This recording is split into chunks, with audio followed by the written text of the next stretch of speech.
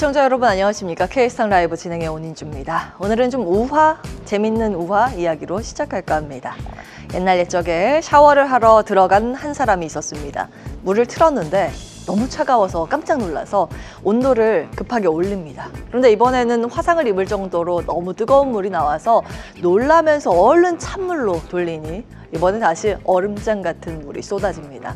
그리고 그 바보는 뜨거운 물과 찬물을 왔다 갔다 하면서 끝없이 온도를 조절하는 악순환에 빠지죠.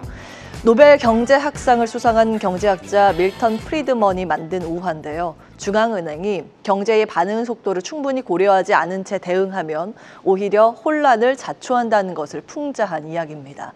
금리를 내리거나 유동성을 공급하더라도 시장에 반영되기까지는 시차가 존재합니다. 당장 변화가 보이지 않는다고 성급하게 손을 대면 정책은 계속 갈피를 잃게 된다는 설명을 할 때 이 우화가 자주 활용됩니다.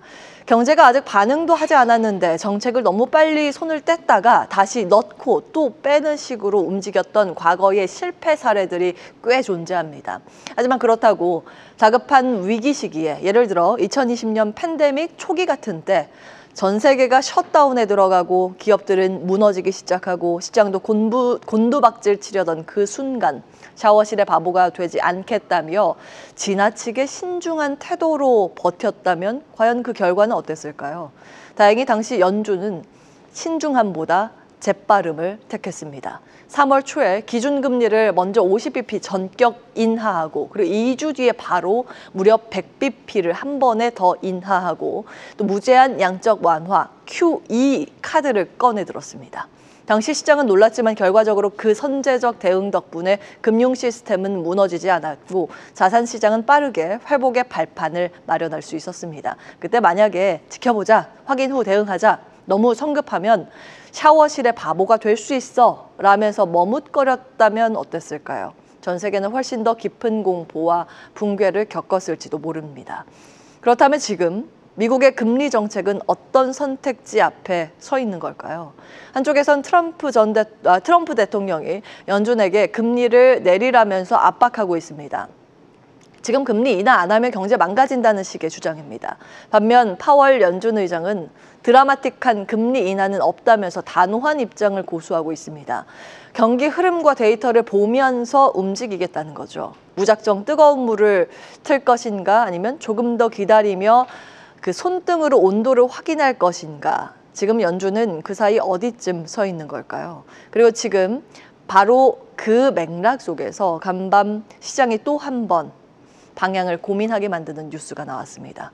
간밤 미국 금융시장에서는 금리가 다시 한번 주인공으로 등장했습니다.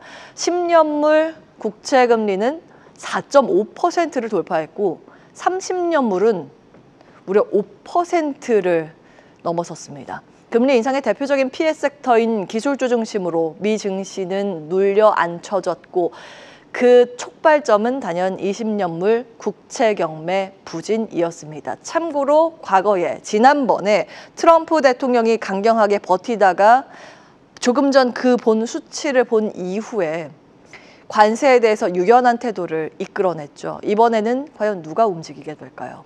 이번 20년물 국채는 160억 달러 규모의 비교적 소규모 발행이었습니다.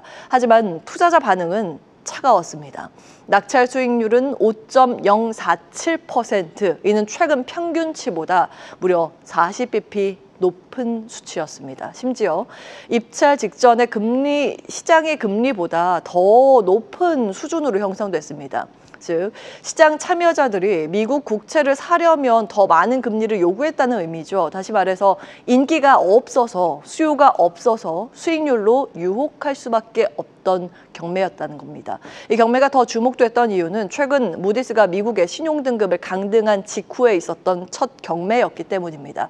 결과적으로 이번 입찰은 미국 국채에 대한 신뢰의 시험대였고 그 시험은 낙제점에 가까운 결과로 끝났습니다. 여기에 더해 시장에서는 트럼프 전 대통령과 공화당이 추진하는 감세안이 결국 재정 적자 확대가 국채 발행 증가로 이어질 수 있다는 우려도 함께 작용했습니다. 현재 이중소득 감세안 일부는 통과됐지만 전체 법안은 하원을 계류 중인데요. 타협을 거쳐서 통과 가능성이 있다는 전망이 커지고 있습니다. 같은 맥락에서 일본도 소비세 감세 논의에 들어간 상황이죠. 미국과 일본 모두 감세가 재정 지출 증가로 또 이것은 다시 국채 발행 확대로 이어지는 이 공통 우려가 금리를 자극하고 있습니다. 세금이 안 거치는데 이걸 어떻게 해결할 것인가의 근본적인 질문이 달려있죠. 결과적으로 한동안 관세 이슈에 따라서 움직이던 시장은 다시금 금리에 반응하는 시장으로 회귀하고 있습니다. 다음 주에는 2년물 그리고 5년물 국채 입찰이 줄줄이 예정돼 있습니다. 그 밖에 엔비디아 실적, 기대 인플레이션 지표, PCE 등 굵직한 이벤트도 대기하고 있습니다. 지금 시장이 신경 쓰는 건 이제는 관세보다는 미국 정부의 돈 쓰는 방식입니다. 다시 시장의 발목을 잡는 부채 문제, 당분간 금리와 환율에 예의주시하시면서 시장 살펴보셔야겠습니다. 자, 다음은 삼성그룹의 행보 살펴보겠습니다. 삼성그룹의 중심 기업을 말해보라는 질문을 한다면 여러분은 어떻게 답하실까요? 이 명철 시대는 삼성물산, 이건희 시대는 삼성전자가 당연히 거론되겠죠. 모두 시대의 전략 산업을 대표하는 기업들이었습니다. 그렇다면 이재용 회장의 삼성은 어디에 있을까요? 삼성바이오로직스가 될까요? 이 질문이 더 이상 농담처럼 들리지 않을 수도 있습니다. 지난 1년을 기준으로 보면 삼성전자, 삼성물산, 삼성 SDI, 삼성전기 등 이 삼성그룹의 핵심 계열사들의 주가는 전반적으로 부진했습니다. 마이너스권이죠.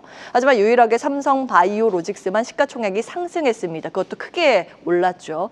실적 또한 매해 신기록을 경신 중이고 현재 삼성바이오로직스의 시가총액은 약 78조 원, 삼성물산의 3배가 넘고 삼성그룹 비전자 계열 중에 단연 독보적인 존재입니다. 뿐만 아니라 삼성바이오로직스의 인적 분할은 그룹 차원에서도 이례적으로 빠르게 진행된 의사결정이었습니다. 이는 단순한 사업 분할이 아니라 삼성그룹의 새로운 성장 축에 대한 확신과 전략적 전환을 보여주는 장면일지도 모르겠습니다. 삼성그룹이 바이오를 반도체 다음 먹거리로 낙점한 건 오래전 일입니다. 하지만 지금처럼 삼성의 정중앙에 바이오가 서 있는 듯한 이 구조는 이례적인 순간이죠. 오늘 개장 전에 삼성바이오로직스가 전격적으로 인적 분할을 공시했습니다. 참고로 인적 분할은 회사를 나누되 기존 주주들이 새 회사 지분도 함께 받는 구조입니다. 우리가 익숙한 물적 분할과는 달리 기존 주주의 지분 희석 우려가 보다는 적은 방식이죠. 보통 이런 의사결정은 수개월간의 사전 예고가 따르는데 삼성은 이번에 매우 빠른 속도로 결정을 밀어붙였습니다. 제가 삼성그룹이 이렇게 빨리 결정한 걸 본 적이 있는가 싶은데요. 이번 분할을 통해서 삼성바이오로직스는 순수 CDMO, 위탁 개발 생산 회사로 남고 바이오 시밀러와 신약 개발 부문은 담당할 지주 회사인 삼성 에피스 홀딩스 가칭입니다. 이것을 새롭게 설정하는 안입니다. 기존 주주는 삼성바이오와 에피스 홀딩스 지분을 0.65 대 0.35 비율로 나눠서 보유하게 됩니다. 이번 삼성그룹의 결정을 두고 국내외 증권사에서는 물론 삼성 측에서는 아니라고 지금 선을 긋고 있지만 지배구조 개편의 일환일지 아니면 단순 사업적 목적일지 분석이 분분합니다. JP모건 체이스에서도 바로 보고서를 냈더라고요. 자, 먼저 지배구조 재편의 첫 단추라는 측면의 분석을 보면 이렇습니다. 인적 분할 후에 삼성물산과 삼성전자는 바이오홀딩스와 사업회사 지분을 각각 43.1%, 31.2% 보유하게 됩니다. 이 지분을 현물충자 방식으로 재편을 하면 삼성바이오홀딩스가 사업회사로 이어지는 이 구조적 지배 체계로 완성이 됩니다. 특히 삼성물산이 이 과정에서 일부 지분을 매각한다면 그 자금은 삼성전자의 지배력을 강화할 수 있는 용도로 활용될 수 있다는 분석도 나옵니다. 그래서 오늘 지배력이 강화될 기대감을 안고 삼성물산의 주가 급등이 장 초반에 있었는데 물론 어제 이런 기대감이 선반영된 측면이 있어서 현재 주가는 하락 전환이 되긴 했습니다. 반면 이번 분할은 단순한 회사의 쪼개기가 아니라 CDMO와 신약 개발이라는 서로 다른 밸류에이션 축을 독립시키는 작업이라는 측면으로 본다면 주가는 선택지를 하나 더 얻게 되는 것이죠. 삼성바이오의 전체 기업 가치는 오히려 부각될 수 있다는 평가입니다. 결국 이번 인적 분할은 단순한 지배구조 재편이자 투자 전략이기도 하지만 동시에 삼성그룹이 바이오라는 산업에 걸고 있는 확신의 표현일지도 모른다는 겁니다. 자, 이제 이 두 축의 성장 궤적을 따로 또 함께 지켜봐야 할 시점입니다. 계속해서 다양한 경제 이슈를 알고 싶다면 구독과 좋아요, 알림 설정 부탁드립니다. AI 캐스터 권미정이었습니다.